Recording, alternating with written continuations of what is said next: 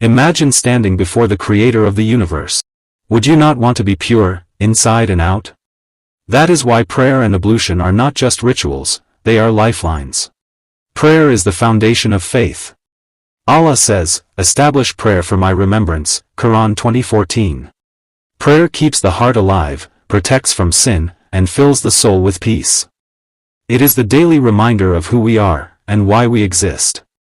Before prayer, Allah commands in the Quran, "When you rise for prayer, wash your face and your hands, that you may be purified," Quran 5:6. Wudu cleanses the body, refreshes the mind, and prepares the soul to meet its Lord.